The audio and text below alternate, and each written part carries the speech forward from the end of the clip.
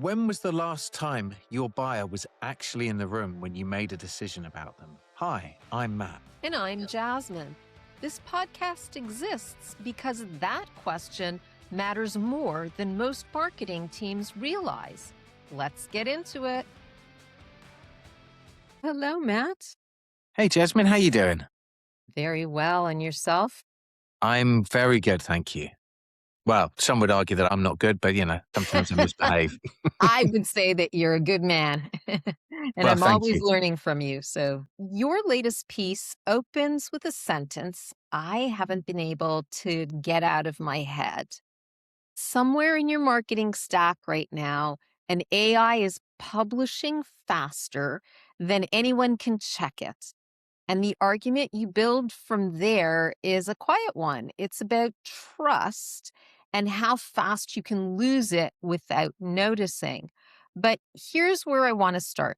The piece only exists because you've just been named on the Marketing Week CX50 list. Congrats. As Thank you. one of the top 10 life sciences marketers in the UK. And true to form, you buried that news somewhere near the bottom of the page. So share with us, how did you actually end up there? Well, I'm not entirely sure, but also I should note that on the CX50 list, I am buried at the bottom of the page. That's partly because they're alphabetical, but also because all the others are people from much, much bigger organizations. So I'm still not quite sure it feels real that I'm amongst such exalted luminaries. I don't quite know how I got on the list, but I do know roughly how the list is built. It's not a popularity vote, which was the first thing I checked, but Marketing Week run it with Cognizant and Google Cloud. And for the CX50, they rate 50 people across 5 different segments for customer experience. So there's 10 names in each. Life sciences is just one of those sectors. And so I'm one of 10. The way they get there is part nomination, part research. They take nominations from their own network and cognizance, then weigh that against independent measures of which organizations are doing customer experience properly. And then the final cut gets judged against 3 things: impact, innovation, and influence over the past year and across a career. So somewhere in all of that, my name surfaced. And quite how it stayed in the list, I don't know. But the process, from what I gather, is more rigorous than I expected, which made it a little bit harder to write off as a mistake. So I know from a previous conversation that you and I had about this nomination and award, your first instinct was disbelief. Share with us why. Yeah, well, I got an email from somebody that I'd never heard before, and I thought it was maybe a phishing scam. I get a lot of emails. Most of them are from people wanting to try to sell me stuff or trying to scam me out of money. But it said that I'd been selected for the award, and it asked me for nothing in return other than 15 minutes of my time for an interview. And so I figured, what does it hurt to reply and give them a link to a meeting? Everything that was shared is publicly available anyway. Yeah, so it was a little bit of, okay, I have a bit of extra time. Let's go on faith and see what they have to say. Yeah, I hadn't entered anything. I certainly wasn't expecting it. Really didn't think I was the sort of person who'd end up on this list, but it turned out to be real. Marketing Week published the list last week, and very, very honored to be part of it. So there's something quite fitting about a person whose entire argument is check before you believe it, refusing to believe his own good news until he checked it a whole bunch of times. Well, yeah, I checked it. I had conversations with them. I connected with all the people that were on the email thread because it wasn't just a lone sender. And even after that, and after connecting with people from Haymarket Media, who are the publishers of Marketing Week, I still didn't believe it until I saw it in print. Well, at least in digital print, as it were. Okay, so what did you tell them? What was the conversation with them? Yes, I told them a truth that seems all too easily forgotten these days. In the race toward greater speed and efficiency through AI, that people tend to forget that brand is essentially trust. And if a brand equals trust, then you really shouldn't undermine it by putting out incorrect information. I like that you and I are both scientists, so we think in a formula kind of way. So, what I'm envisaging is a simple formula of brand equals sign trust. But That almost seems too simple to build a reputation on. Well, it is, but that's the whole point of brand, isn't it? Warren Buffett once said that it takes lifetime to build a reputation and just 5 minutes to destroy it. And I think it's really important that in our rush towards finding greater efficiency and the ability to do more, that we don't erode the trust that we've built up through hard work and years of putting the customer at the center while we're chasing efficiency. So, help our listeners by painting a picture for what that erosion could look like. What does being caught wrong look like and say to your target audience? I think it often looks small while it's happening. It's a regulated claim that's drifted a few words off label, a figure that was right in the past, but it hasn't been updated. And so you've got that inconsistency. Maybe it's a confident line about a competitor that doesn't hold up anymore. None of it feels dangerous when you see the draft, but all of it gets expensive the moment a scientist reads the source and it doesn't match. So, in a sense, it's a bit of accumulated logic. Yeah, it really is. And I think it's also one of those areas where it's that slow erosion that happens really, really quickly. One mistake, people forgive. But if they start seeing sloppy mistakes time and time again, all of a sudden, they really do start to question. And this is the part that generic marketing advice often misses. Consumer brand can carry a bit of exaggeration, but the people that our clients sell to, they earned doctorates by not taking things on face. They were trained to test and challenge. Let me give you a concrete example of a project we worked on together, because this sort of obsession of trying to make sure that everything is factually correct is really, really important. I set up two separate AI projects using exactly the same references to help me create a white paper. Now, I did that in two different models. I had one in ChatGPT, one in Claude. And I went away, and after working with Claude to architect the structure of the white paper, figure out the best claims and the best structure, generated the text. Then I took that into the other model and I got it to fact check. And then I went past backwards and forwards, taking the feedback back into Claude, getting it to make edits, taking it back in, making sure that we weren't overstating claims, that we weren't understating things, basically that everything was as true as it possibly could do. But then I did something that I don't know a lot of people have thought of yet, but then I got the AI to build me a table that had one row per claim, and each row carried the claim itself, where it appears in the white paper, the reference behind it, and the exact spot in that reference where the claim sits. So that for any sentence with a claim in it, I could point to chapter and verse. And then I could go through line by line and easily check every single statement that was made. And so while I'd had two AIs check everything for me, I also put that final pass in of making sure that every claim was correct. Now, what was great was that not only did we get very minimal changes to the bulk of the white paper, really the only change came in the conclusion, sort of the future looking statements where we didn't have any evidence to support. So that was a process that really didn't take too much time. For that sort of process, you could easily build a workflow to run that if you're doing that all day, every day, to be able to get to that process where actually you're building something that's then really easy for a human to check. I really like that example because, from a product marketing perspective, where I spend a lot of my time, that is the equivalent of value mapping each of your claims to make sure that the claim ties back to the evidence and has a clear benefit that is evidence based. And you're clearly using that approach for outbound marketing.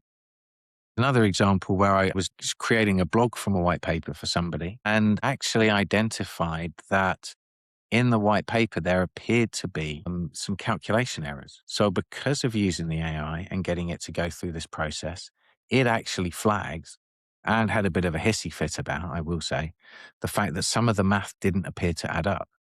Now, I didn't have access to all of the source material, but that was something I could easily flag internally to the organization so that they could work through the process and then alter the language in the white paper itself, push that back through regulatory before the blogs went through. Here's the line I keep coming back to. You don't just need it to be faster, it being AI. You need it to be dependable. Why is that the harder bar? Faster sounds harder. Faster is a fight every single day, given how quickly AI is changing. Faster is easy to measure. That's why everyone obsesses over it. But fast and dependable is really tough to get to. Dependable is tough to register on a chart, but you can't fake it. And it's exactly why it's the strongest position. Any competitor can match your publishing cadence if all you're looking for is to publish more blogs. You can absolutely dominate the number of blogs created. But if nobody's spending any time reading them, then they're not going to have any SEO value. In fact, they could have negative SEO value because people are going to be looking at them and bouncing away. So there's a big challenge there. Making sure that everything is correct and dependable, really, that's their reputations on the line. And it's massively important. That makes a lot of sense. And one of the words that I'm seeing used a lot more when it comes to the human in the loop with an AI process, with the AI output, is discernment, what you sometimes call the human warranty. Can you tell us a bit more about that? Yeah, so it comes down to needing to understand what good looks like. And there is a level of experience needed to do that. You could just easily go into ChatGPT or Claude, find a lot of things that are being spoken about, and then just push them out one after the other. And you could do that agentically. You would be able to very easily create a blog every 10 minutes if you wanted to. Does it add any value? No. Are they going to be any good? No. Are people going to read them? No. It's going to do your brand damage because they're just going to see this noise and they go, well, this stuff's rubbish. So understanding what good looks like, there's something very human in it. And there's a gut instinct, a feeling. This is something I'm proud to put my name against. That feeling, I think, is the one that we have to chase as marketers in the AI era. Just because we might be using AI to augment what we do doesn't mean to say that we should lose personal pride in the outputs. In fact, I think we should spend more time trying to get to a point where we can be really proud of what it does. And that's something that I really chase every day. I think for me, discernment means applying your life experience in a particular area or in a particular role, not only to fact check, but to understand how your target audience is going to react to your deliverable. And I think this is where the synthetic customer platforms that you build are of extreme value. Can you talk a little bit more about that? It can be really hard to walk in a customer's shoes. I can try all I like, but I'm not going to be able to walk very far in them. I'm probably going to twist an ankle, particularly if they're high heels, and it's just not going to be a good fit. So a synthetic customer can help you to look through the world in their eyes. Now, is it going to be a perfect representation of your customer? No. But is it going to give you the lens to be able to look at it through a different perspective and ask, how would this customer react? And if you build them with enough grounding evidence, it can really help shift the perspective away from, well, this is what I think, towards, well, maybe this is where we need to move to. And that shift can be incredibly helpful. Does it still need a marketer's discernment? Absolutely. Do we still need to make sure that it still feels good and we're proud of it? Yeah, but it's an extra test. And so each of these steps adds a step. But in going through these steps in a different way, it actually increases the quality of what we're able to create. And more often than not, I've found in using synthetic customers, it will raise issues with your output that you hadn't thought about in one instance, or that you had thought about, but it sort of fell out of memory and you just kept pushing forward. So I really like the idea that it is an extra check, and it's certainly a worthwhile extra check because these synthetic customers are grounded in real voice of customer, grounded in brand guidelines, and so much more. Yeah, it's not just an extra check. We communicate and we believe that what we think we've communicated is what's received. But if an AI is receiving something that's different to what we're communicating, maybe our own lenses that we put on, our own belief that we've communicated something clearly is somewhat distorted because we know what we meant. Maybe that's not quite what we communicated. And so I think that shift is a really important one to get through. We don't often in human communication do what computers do, which is to have that check bit at the end of a block of numbers. And if that doesn't match, you know that there's been a problem in the communication. We need to try to use all the tools that we have these days to check our outputs more thoroughly than ever before. Because the AI, people are going to be using AI more and more to review our content, to look at our content.